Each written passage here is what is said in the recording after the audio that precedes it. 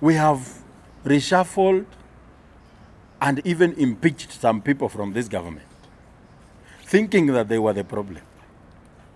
But we still have the same problems.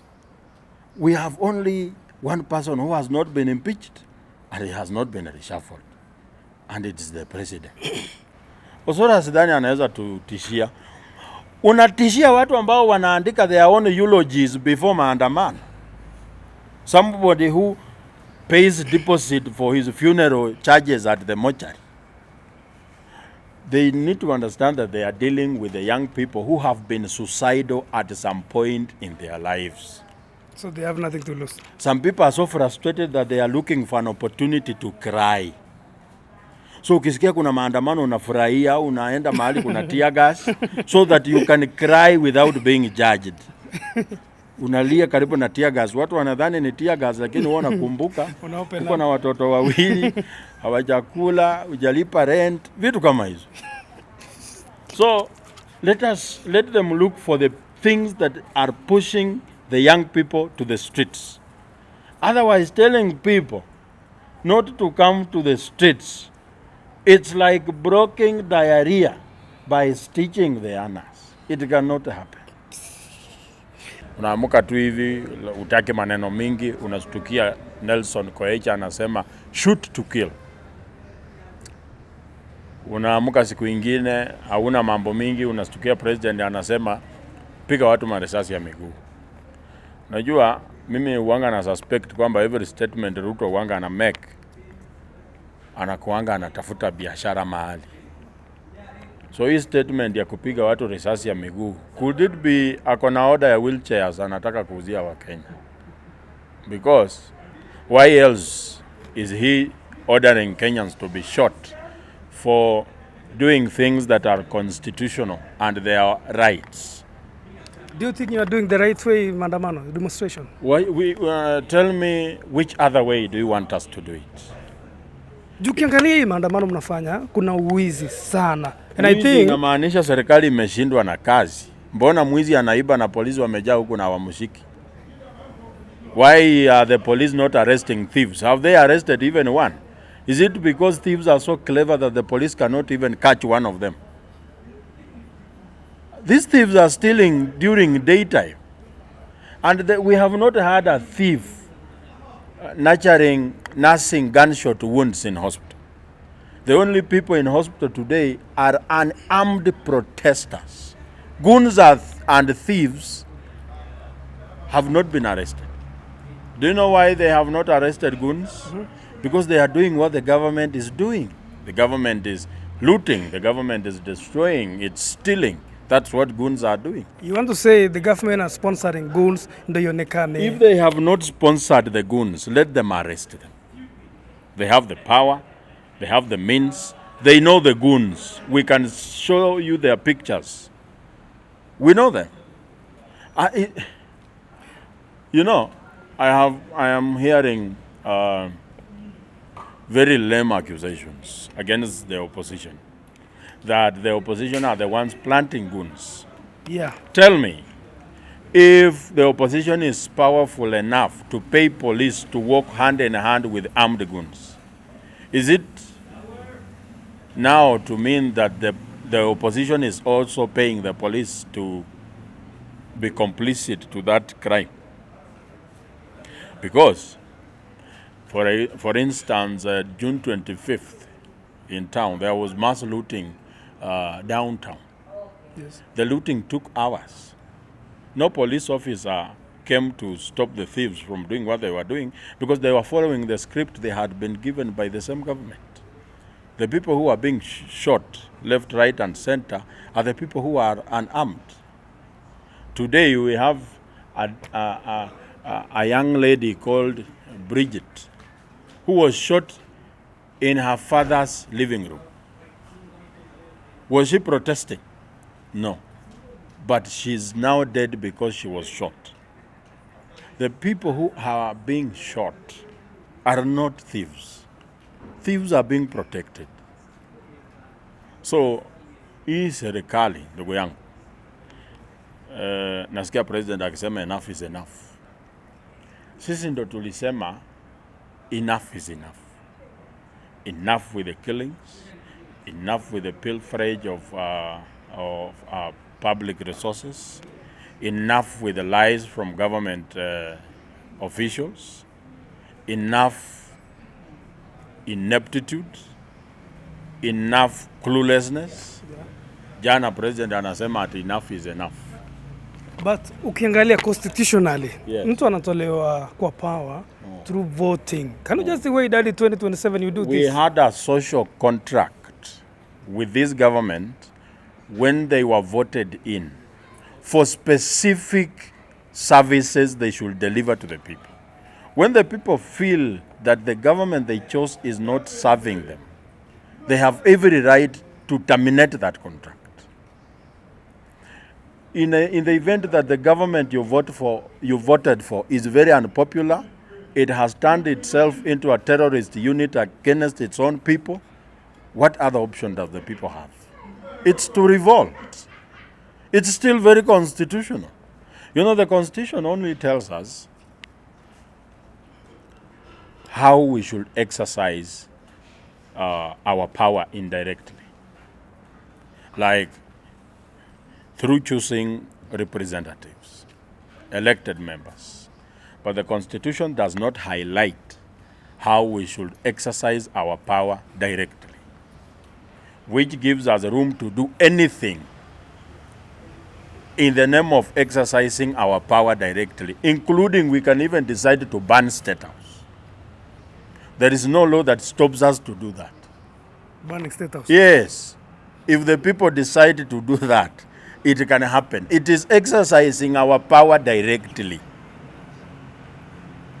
The only way we can stop banning State House is because we are not evil-hearted like them. But if we decided to behave like them even for 10 minutes and behave exactly the way they are behaving, we will not have the country. But they are lucky that the people are practicing restraint. The people care about tomorrow. But these people don't care. These leaders don't care. When education fails, the only people who get affected is you and me, because we don't afford to take our children to Ivy League schools. When education fails, when health fails, we don't afford these hospitals. When roads are bad, it's you and me who are going to be affected. For them, they have second countries. They have dual citizenships. If things get bad here, they can hop onto the plane and leave us here. That's why we care about how the country should fare on. But ukiangalia, recently amejenga kanisa kuwaombea demonstrators kwa sababu mnafanya vibaya, mnaiba. Unajua, kulikuwa na prophets of Baal kwa Biblia. So you mean one of them, your church imejengwa? That's a prophet of Baal temple. Your church imejengwa? Go serious. Let me tell you, the leader of this government that is building a church, a representative of this government voted for LGBTQ rights at the UN. What does that tell you? Maybe he's repenting, so... Repenting after giving people who are evil a platform to be recognized. And then you are building a church, using your money to build a church on a prime public property. Tell me, who does that in their right mind? The reason why we are asking, today in Turbo, our pupils are feared dead because a pit latrine has crumbled. Turbo, neighbor to the president, but he's building a church. Now the guy who is building a church, when we tell him that we want to come to State House and fellowship with you, he feels bad. Yes. A person who is building a church is saying you should shoot people. He ferried women from Kawangware To where? to Kilimani. The same women that were ferried there, it is their children who protest. And then he told them in their eyes that your children will be shot in the leg. So that at the end of the day, every Kenyan will have at least one disabled person in their family. Can you imagine the kind of country we are making? So when we say RUTO must go, we have a million reasons. A million reasons. And I told everyone, if you are not eating with this government, and you are not ignorant, you are not eating, which means you are not benefiting from the mess, and you are not ignorant. Acha nikuulize swali. Say RUTO must go. Joake, acha nikuulize swali. How much have you been paid to do this? Ama unafanya tu kwa roho yako? Mimi niulize wewe. If the road outside your house is muddy, do you have to be paid to come out and say this road is muddy? Do you? No. When the education system that is churning out half-baked graduates produces quacks in the workplaces, and you experience a quack in hospital when you need medical care, do you need to be paid to talk about it? No. When you see an innocent young girl has been shot in her father's living room, do you need to be paid to talk about it? Because you could be safe today, tomorrow you could be the one who is lying in that mortuary, having been hit by a stray bullet. So, this issue of paying, how much was William Ruto paid for him to defend Raila Odinga in 2007? How much was he paid for him to support Uhuru Kenyatta in 2013? If the only thing they can think about is you've been paid. You know, there are people who have commercialized everything, and they cannot even imagine the idea that you are doing things out of personal volition. I want a country where I can feel safe. I want a country where my children are guaranteed of getting a job when they finish school. A country where I can access medical care when I need it. Not this health platform they have created that works like a betting farm. Today, everybody wants a public job, but no one wants public service. The minister who wants to be, the person who wants to be a minister of health does not want to get services from a public health facility. A minister of education does not want his children to go through the public education system. A minister of agriculture is having his own farms, farming his own meals, because he knows that the docket he's leading cannot produce food. Those are the things we are fighting. After election 2022, William Ruto was a darling of people. Yes. Do you think alikosea wapi? Alikosea Wapi? sana. Unaambia watu umetenga 100 billion ya kutafutia vijana milioni 4 kazi. Alafu wakikuja kusema sasa hiyo kazi milioni 4 uko wapi? Unasema nyinyi mko na pepo, mnapinga kila kitu. Wanashangaa, sasa hii mambo tuliahidiwa. Sasa leo tena tuko na pepo. Alienda huku Machakos. Maybe alisema some of them wako na pepo, si wote. Alisema hao watu wako na pepo, wanapinga kila kitu. Alienda huku Machakos, akapata hao wasichana wanafanyanga kazi ya jioni. Akasema sasa mtawacha hii kazi, mimi nitaweka 50 billion. Sasa mfanya kazi ya maana. Wengine siku ile nyingine hawakuja, wakidhani watapewa hiyo pesa. Hawajawahi pewa mpaka leo. Akasema wamama hawatawahi lima na mikono yao. Watapewa tractor 10,000 zitakuwa spread across the country, so that wewe ukiwa na shamba unataka kulima, serikali with its own fuel inakuja kulima hiyo mashamba. Leo ukimuuliza anasema let us be practical. Kwani tulikuwa theory tukikampaign? Huyu mtu alituambia there will be no extrajudicial killings. I think shida ni advisor, si yeye. He's the one who employs his own advisors. Which means if you employ bad advisors, you are a bad person. My friend, we have reshuffled and even impeached some people from this government, thinking that they were the problem. But we still have the same problems. We have only one person who has not been impeached, and he has not been reshuffled, and it is the president. The president appoints a cabinet secretary, and then later on complains of the incompetence of that person. It takes an incompetent president to employ an incompetent minister. So if we are having incompetent cabinet secretaries, who appoints them? The president. Do you have to be Michael Scofield to know that there is something wrong here? No.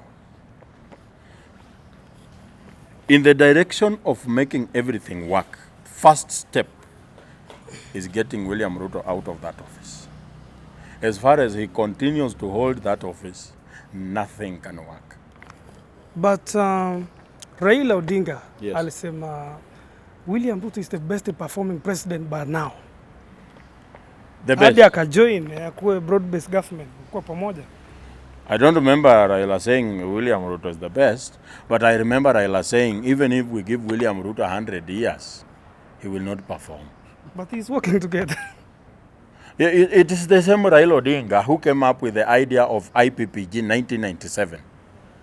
Inter-parties parliamentary group to talk about how Moi had won the elections and how they can work together. At the end of the day, he got into government through a cooperation. And he became Secretary General of KANU. In 2005, in 2006, 2007, he came up with the National Accord and Reconciliation after the disputed election results in 2007. He ended up with a Nusumukati as a prime minister in government. In 2017, BBI, which resulted to a handshake. Now he came with bipartisan talks in 2023, which resulted to a broad-based government. Today, the same Raila is proposing intergenerational conclave. What's that? He doesn't run out of words to describe a problem. So this is the same person we've trusted with all our body parts. Nani Raila? Yes, but he has heartbroken us. Ushawahi ule mtu ulikuwa umeaminia yako yote. Ni kama ule demo ako Gulf ameamini brother yake kabisa. Akilipo mshahara anampeanga yote. Akijua akitoka Gulf atakuja kuanza maisha. Akikuja anapata ndugu yake alioa bibi ya pili, hiyo pesa haiko. That is the heartbreak we've experienced with the Raila Odinga. You know the reason why I am personally bitter with the Raila? Raila is like a bright student who has failed exams. Unajua, ukiwa mwalimu unajuanga bright students. So, when a bright student fails, the punishment to that student is severe than the punishment to the student who know they can't perform. You know, I have no problem with William Ruto because I knew he will not do anything. He will not perform. But I have a problem with the Raila Odinga, who I trusted and knew he can be a fresh breath into the leadership of this country. But he's behaving like Kasongo, the same person. Yeah? So that's why I talk about that old man very bitterly. Recently, Sabasaba. Hiyo kuna business zilidestroyiwa, but kuna moja ilionekana sana, Maguna Supermarket. Na Maguna Supermarket ukiangalia around the country imesaidia watu sana. Na ilisemekana it was sponsored by the opposition, ndo ionekane nchi mzima. Hii serikali iko na uwezo wa kukutoa kwa nyumba ya girlfriend yako kama umewacha simu kwako. Ulienda bila simu kwa girlfriend na inakutoa hapo. Ni nini inawazuia wasishike ule opposition mwenye alisponsor watu wakaenda magunas? Kama ni Gachagua tujue.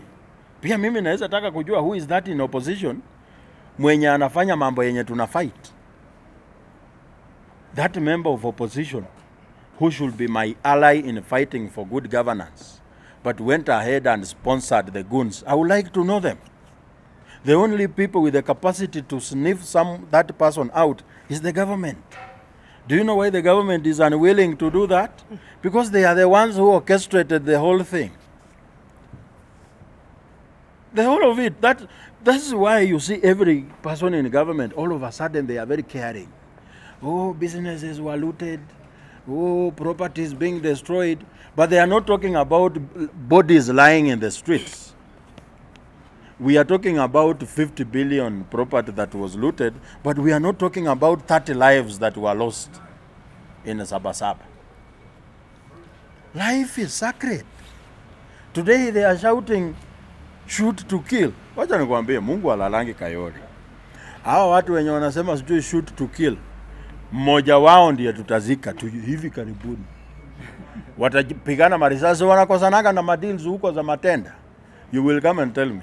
And when it happens, usiseme ni mimi nilisema wawe.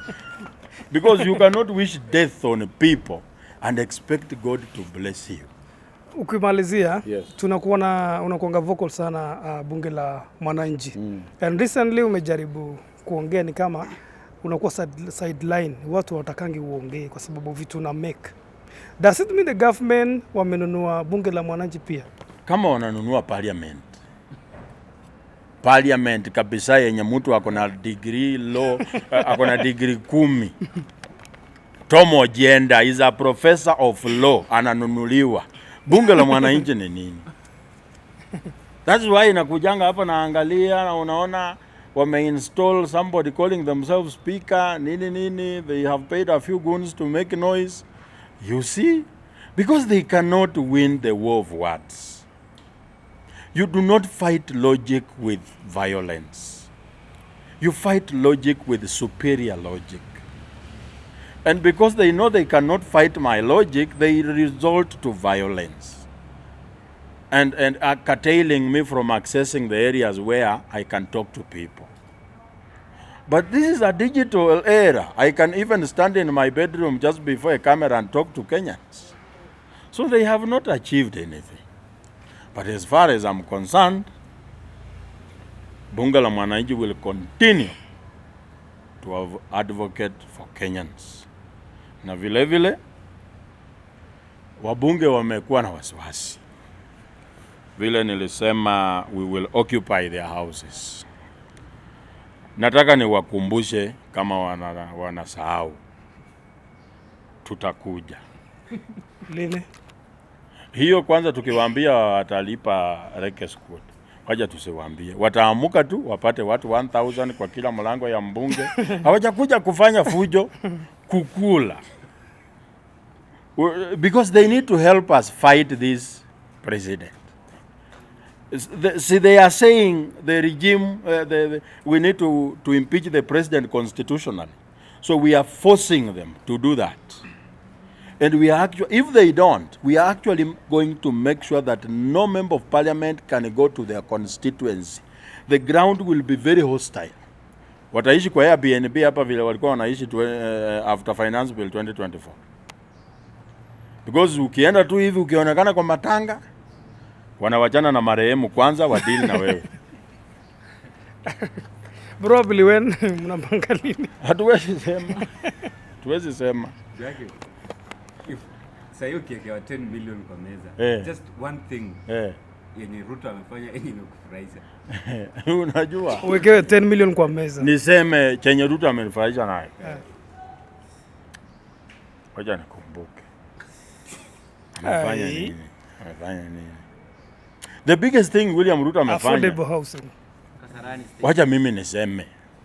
Affordable housing. William RUTO cannot come up with such a project. Hawezi. Ni kama kufinya mawe toe maji. The biggest thing William RUTO has done, and I thank him greatly for that, And for that, I am very grateful. I say thank you. Yes. He has awakened the political consciousness of the people. We had young people before 2022 who thought that politics is not their concern, who thought that the decision you make at the ballot does not affect your life. But today they know that the decision made by the president at State House can impact the size of your bread on your table. And he has done that by pressing the button of suffering to everyone. So that even a Form 2 student knows that we have a problem in this country, and the problem is the president. For that, I thank him very greatly. Very, very greatly. You know, I find myself in a situation where the late Vice President Wamalwa Kijana found himself in 2002 at Uhuru Park, where he was also asked to say something good about Moi. Then Wamalwa Kijana, the late, said that I am a very generous man. And actually, Wamalwa Kijana was very generous. But I have thought of one thing I can say about Moi. One good thing. But I have found none. At least nimesema moja. Wamalwa Kijana yeye hakupata chochote. Labda tukimalizia kuhusiana na issue ambayo umesema kwamba utaataki wajumbe, mtapanga kwenda kuataki wajumbe. Bunge wa Makadara, zungumzia bwana Ladwa, kwamba wako tayari. Ikiwa mnataka kwenda kuoccupy, basi wataoccupy nyinyi first. Sasa huku kwetu watajua aje mahali mimi naishi. Unajua I don't stay in a mansion. Naweza hama hata na dakika 10. Yeye before hame tutakuwa tumefika. Na nilisikia mbunge wa Makadara akisema ati alipigiwa kura na watu wa Makadara, si watu wa Facebook. The people on Facebook are not fictitious characters. They are real human beings with locations. And I think even people from Makadara are on Facebook. And the people who will occupy Aladwa's home, it's not me. It is the same people from Makadara. Wao ndo wataenda because they have every reason to do it. You see? So, Aladwa, I am not the enemy. You are the enemy of yourself. You have created an environment where parliament passes bills that hurt the people. When people are hurt, they look for the person who is making it possible for them to be hurt. You know, when you study medicine, I went to medical school, but because niko na roho nyepesi, nikatoka. Sitaki kuona wounds. When you are treating a disease, you attack the source. When you deal with the source, there will be no disease. The source of our national downfall is parliament. They have metamorphosed from being watchdogs to lapdogs. Parliament. They have turned themselves into a rubber stamp for the executive. And therefore we need to awaken their consciousness and remind them that they did not get elected to work for William. They were elected to represent the people. That is why we have only decided that for them to know the weight on the shoulders of the Kenyan people, we are giving them an opportunity to feed 1,000 people daily until this finance bill expires. Last question. Silvana Sosora alisema juzi. Yes. Kienda kwake muende na magunia za kubeba. Sisi tutaenda na magunia ya kubeba chakula. Osora anasema tuenda na magunia ya kubeba mili. Tutaenda na magunia ya kubeba kama chapati zimebaki, tutabeba. Osora sidhani anaweza tutishia. Unatishia watu ambao wanaandika their own eulogies before maandamano. Somebody who pays deposit for his funeral charges at the mortuary. They need to understand that they are dealing with the young people who have been suicidal at some point in their lives.